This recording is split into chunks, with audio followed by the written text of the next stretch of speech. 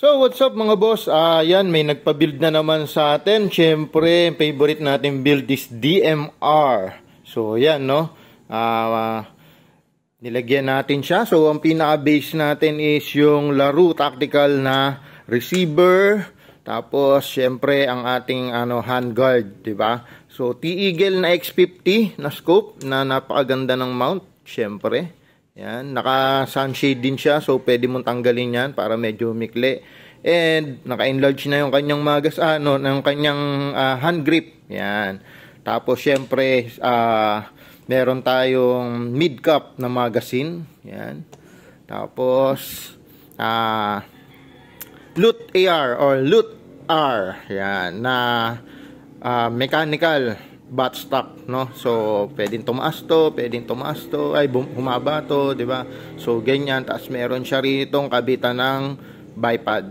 So, ayan, adjustable din 'yan. So, ikaw na bahala mag-adjust diyan. And syempre, mga boss, ito yung ating basis SR25. SR25, no?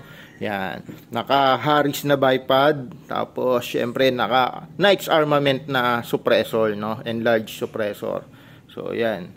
Yan, napaka-pogi, no? So, sa performance, in-upgrade din natin yung internals. Guys, yung mga naghahanap ng SR25 upgrades, especially sa internals like piston body, piston head, cylinder body na type O.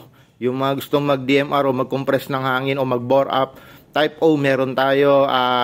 Double O-ring na, actually, may O-ring na air seal nozzle na pang SR25, meron din tayo. So, kompleto tayo ng pang-upgrade ng SR25. Meron din tayong gear for SR25, no? So, yan. Kompleto tayo. Yung mga naghahanap ng mga pyesa ng SR25, meron tayo niyan. So, yun yung base niya, SR25. So, yan na siya ngayon. Yan. So, yan, no? Napakaganda, no?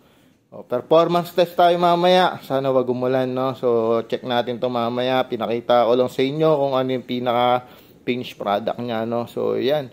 Maraming salamat sa tiwala at suporta, bossing. Yan. Yung mga magtitiwala at susuporta, yung mga gustong magpa-repair, upgrade, magpa-build, PM nyo lang ako. PM nyo lang kami rito, no? Kami bahala sa inyo. Maraming salamat, mga bossing.